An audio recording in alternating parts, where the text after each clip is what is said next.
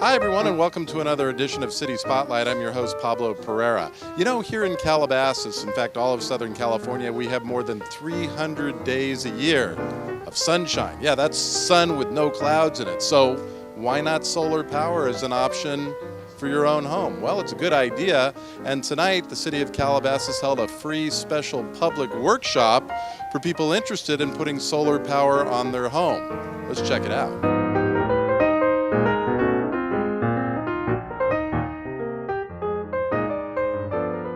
All right, I'm here with City Council member Lucy Martin. Yeah, I don't think we've had a turnout for an event here. I mean, I would say that if you had turnouts like this for council meetings, it would be impressive. But for solar energy, you had a packed house here tonight. We did. We just did an EIR on a piece of property, and I thought we would have a huge turnout, or the signage ordinance, nothing. But the solar, packed house. It's like standing room only. You do not have solar on your home. I do not have solar on my home yet. So after you heard a presentation like this, did it spark your interest? It did, but it was a lot of information, and there's a lot of choices that I'm finding. So you really have to weigh it to see if your electric bill, if it's going to benefit or you not, as what they're saying. But there's tax breaks. There's a lot of information and a lot of different companies out there that you have to really investigate. And how would you like to see this city moving forward? Would you like to see solar panels on every roof in the city? Maybe not on every roof, but we are looking into it possibly for the new senior center that's going up and at De Anza Park. So the city does want to, if we're going to promote solar energy and go green, then this is a part of it. So I think the city will set an example going forward. All right, Lucy, thank you so much. Thank you. Okay. All right, David Cohen, you are the commissioner of the Environmental Department of the city. Chairman of the Environmental Commission this term, but it's a great committee. The whole group has been here. We've got 2 student members. My son is actually here for today's forum, and the city's very blessed to have such wonderful volunteers involved. And for those who don't know what your commission does, why don't you explain that? We're in charge of all helping to work with staff on all the programs that go on that are of environmental nature. So, for instance, we've got the forum tonight. Next month we've got Arbor Day. The month after we've got Earth Day. We're also responsible for the recycling calendar, the city's calendar, which is we take elementary through middle school kids' pictures with recycling themes, and that becomes our. We also have subcommittees on whatever issues that the city council wants us to do research. Well, let's look at what we saw here tonight. You had a packed house for something like this. Did that surprise you or not? No, there's a lot of interest in a lot of environmental issues. I mean, look, this city has taken a lead when it came to outlawing plastic bags. The city's very progressive. I won't be surprised if these buildings end up with solar. They've got hydration stations at all the schools. The schools and community are using purple pipes with the gray water. We're a very forward-looking community, and the environment's very meaningful to this. Certainly we can't at this point force anyone to put solar on their roof. It could come to that one day, 100 years from now, who knows. But what did you find useful about the presentation today that you would recommend to people? I thought it was interesting that they started off by talking about the environmental aspects of it, and then they said, but the primary reason people do it isn't even for the environment, it's for the financial reasons. That solar and wind actually cost less than the other energy sources. So I don't think we're going to have to force people. I think people are going to be incentivized by their pocketbooks. Okay, I'm here with Julie Elgin. She is on the Environmental Commission. You saw a packed house here tonight for this. Were you surprised? No, I really wasn't surprised. I think that this issue has been bubbling underneath the surface for quite some time. And I would say in the last 12 to 15 months, people in the community have approached us as environmental commissioners, just asking us questions about what the city is doing, what we're doing as the Environmental Commission to explore various options. So when the time came for us to consider what our public forum would be as a topic in about the October-November timeframe, universally across the entire commission, we agreed on solar. And you can see from the fact that there were almost 150 people here that they have genuine interest in learning more about the topic. What did you learn?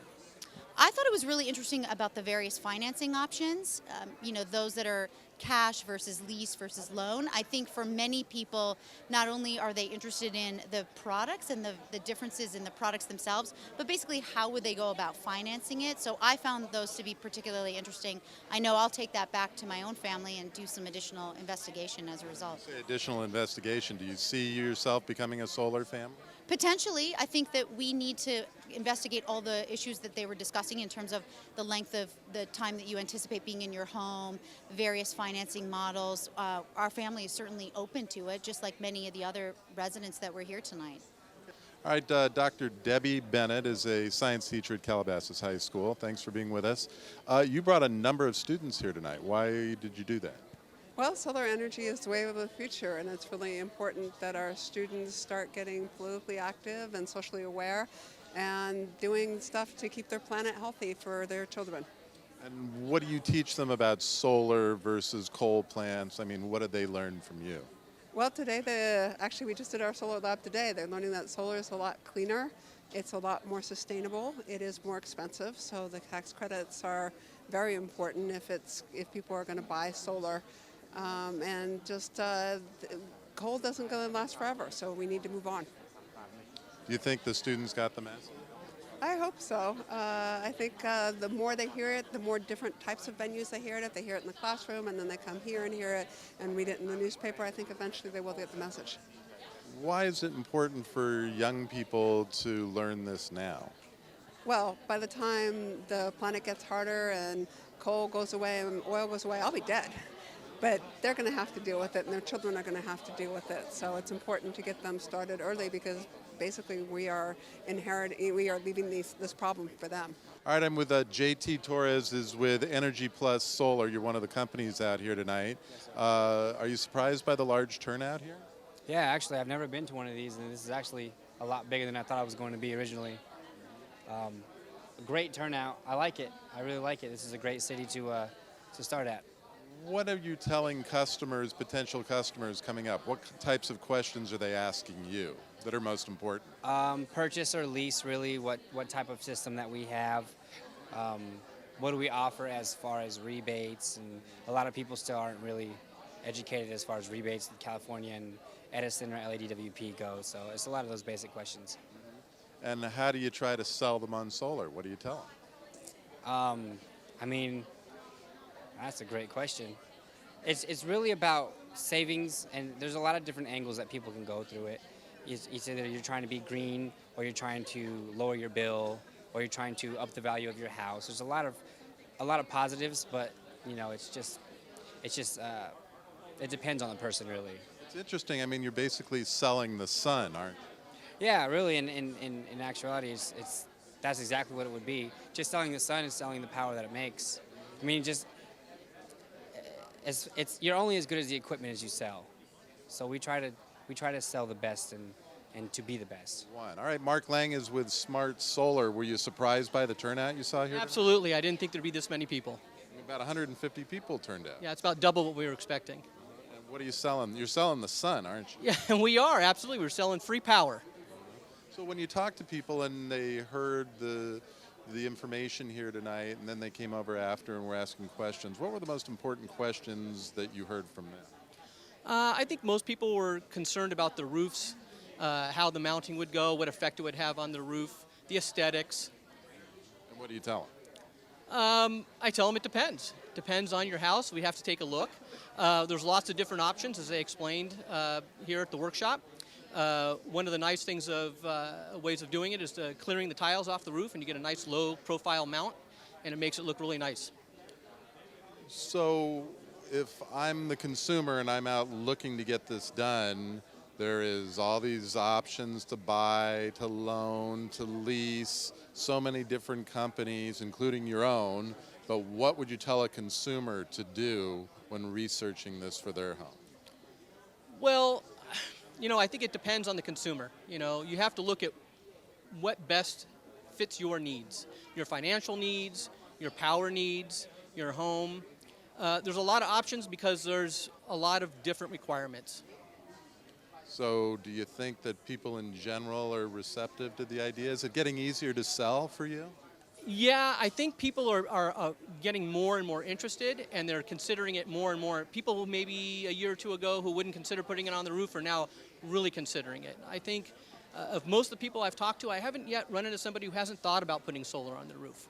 All right, Alex, are you impressed with the number of people that turned out for your event tonight? I am. We didn't expect so many people to show up. It was a very successful program. We had about 150 people who attended and wanted to learn about solar panels, and that was the purpose of this workshop. And what did you learn? I learned that we can save money by converting to solar panels, but we have to be careful with which company we are choosing and which service provider is providing currently our service, because the rates are different. So we have to be careful about that. And Calabasas is kind of a leader in green initiatives, green technology, and things like that. I mean, do you think that the city itself can take some of what they've learned here and implement it more in some of the city structures, city buildings? There is a potential that we can look into it, but this is something that definitely the City Council should consider, and we are going to recommend that to the City Council. Why are you going to recommend it? Because I think we can save money for the city, for taxpayers, but by putting solar panels. Actually, we do have solar panels at the tennis and swim center. We heat up our pools by solar panels, so we can probably expand that program to other city facilities.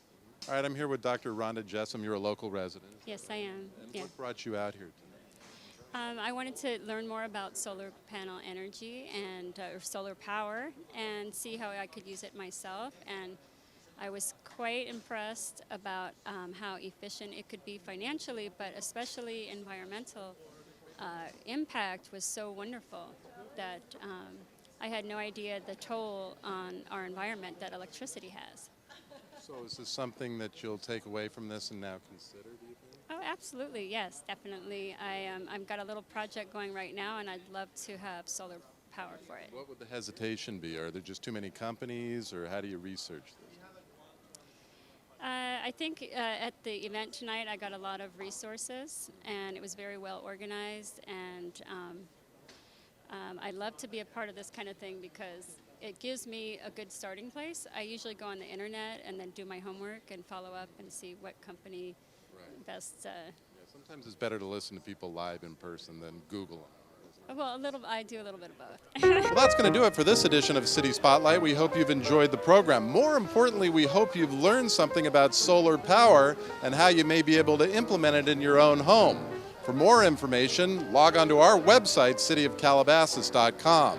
I'm Pablo Pereira. Thanks for joining us.